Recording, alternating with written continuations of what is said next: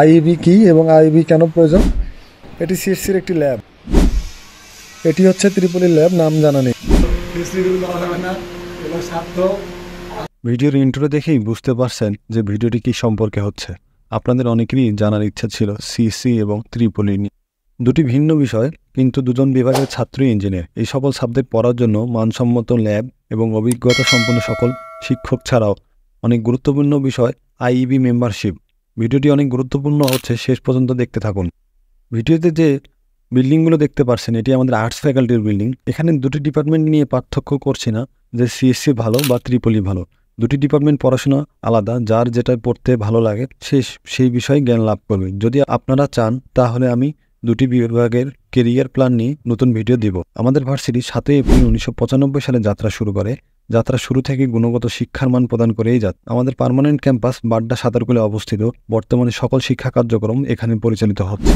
এটি আমাদের বিল্ডিংয়ের সবথেকে সৌন্দর্যবোধন জায়গা বা সবাই ভাইরাল জায়গা বলে পরিচিত। এখানে অনেকে ছবি তোলে বা প্রেজেন্টেশন দেওয়ার পরে ছবি তোলে।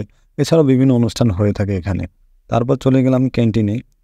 ক্যান্টিনের পরিবেশ অনেক গরম ছিল, কারণ এখানে অনেক স্টুডেন্টদের আবাস ছিল বা ছাত্রছাত্রীরা প্রত্যেক দিনই ভিড় করে, তো তুলনামূলক আজকে একটু ভিড়। তারপরে এখান থেকে চলে যাই সেন্ট্রাল লাইব্রেরি দেখানোর জন্য। এটি আমাদের সেন্ট্রাল লাইব্রেরি। আমাদের সেন্ট্রাল লাইব্রেরিতে অনেক বই রয়েছে। আপনি যে ডিপার্টমেন্টেরই হন সকল ডিপার্টমেন্টের বই পাবেন। লাইব্রেরিতে থাকতেই আপনাদের জানিয়ে রাখি আইবি কি। আইবি হচ্ছে the institute of engineer Bangladesh. এটি হচ্ছে ইঞ্জিনিয়ারদের একটি সংস্থা বা প্রতিষ্ঠান। এখান থেকে বিভিন্ন ইঞ্জিনিয়ারিং বিষয়ে আইইবি এর অনুমোদন বা মেম্বারশিপ দেওয়া হয়। আইইবি এর অনুমোদিত ইউনিভার্সিটির ইঞ্জিনিয়ারিং বিষয় আছে শুধু সেই ভার্সিটির ইঞ্জিনিয়ারিং বিভাগের ছাত্র বা ছাত্রীরা নামের প্রথমে ইঞ্জিনিয়ার বা প্রকৌশলী টাইটেলটি ব্যবহার করতে পারবেন।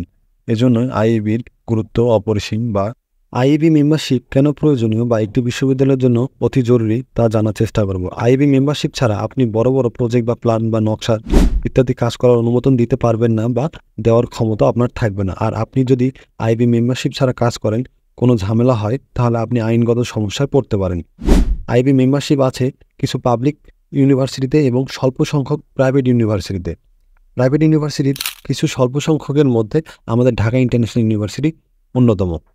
আমরা এখন চলে আসি আমাদের নতুন বিল্ডিংয়ে, যেখানে সায়েন্স ফ্যাকাল্টি ছাড়াও আর্টস ফ্যাকাল্টির কিছু ক্লাস হয় এবং আর্টস ফ্যাকাল্টি ছাড়াও অন্যান্য কার্যক্রম এখানে পরিচালিত হয়। তো লিফটের জন্য দাঁড়িয়ে আছি। তো লিফটের মধ্যে আমরা একটু দুষ্টামি করে চলুন, শুনে নিই। আমাদের গন্তব্যে যাচ্ছি আমরা লিফটে। ফেস্টিভ্যাল দেওয়া যাবে না, এগুলো স্বার্থ আচার আধার, আর আমাদের ফেস্টিভ্যাল ছাড়া মানুষ। সোজা চলে যাই ডিপার্টমেন্টের দিকে। ডিপার্টমেন্টে গিয়ে জানতে পারি যে আজ ডিপার্টমেন্টে ল্যাব বন্ধ। তাই দুর্ভাগ্যবশত কি আর করব, তবুও চেষ্টা করি যে আপনাদের ল্যাব দেখানোর, কিন্তু স্টাফকে খুঁজে পাচ্ছিলাম। তারপরও নিজে নিজে গিয়ে দেখি যে ল্যাব, এটি artificial intelligence and computer vision lab. বাইরে থেকে দেখানোর চেষ্টা করছিলাম কিন্তু পারতেছিলাম না। অন্য একটি ল্যাবের জন্য যাই, কিন্তু সেখানে গিয়েও দেখি যে ল্যাবের রুম বন্ধ। আশেপাশে স্টাফরা একটু বিজি ছিল, যার কারণে স্টাফদেরকে ডেকে পাচ্ছিলাম না। তো কি আর করবো, পরবর্তীতে ত্রিপলি ডিপার্টমেন্টের উদ্দেশ্যে চলে যাই। সেখানে একটু দুষ্টামি ফাজলামি করে আমরা একটু ভিডিও নেওয়ার চেষ্টা করতেছিলাম। দেন ওইখান থেকে সোজা চলে গেলাম ল্যাবের দিকে।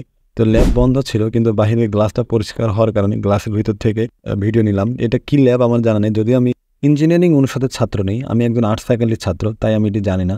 এটি আমাদের রিসার্চ পাবলিকেশন সেল। এরকম আরও বেশ কয়েকটি রিসার্চ পাবলিকেশন সেল আছে। তো এখান থেকে আমরা সোজা চলে যাচ্ছিলাম নিচে নামার জন্য।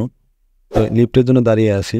আজকের ভিডিওর মাধ্যমে যদি আপনারা কোনো কিছু শিখতে এবং জানতে পারেন, তাহলে অবশ্যই চ্যানেলটিকে সাবস্ক্রাইব করবেন এবং আপনার বন্ধুদের মধ্যে শেয়ার করতে ভুলবেন না। আপনারা কী ধরনের ভিডিও চান এবং কোন সাবজেক্ট রিলেটেড ভিডিও চান সেটি জানাবেন, এবং আমি সর্বোচ্চ চেষ্টা করব সেই বিষয়টি নিয়ে বিশ্লেষণ করার এবং অন্যান্য ভার্সিটি নিয়েও আলোচনা করব।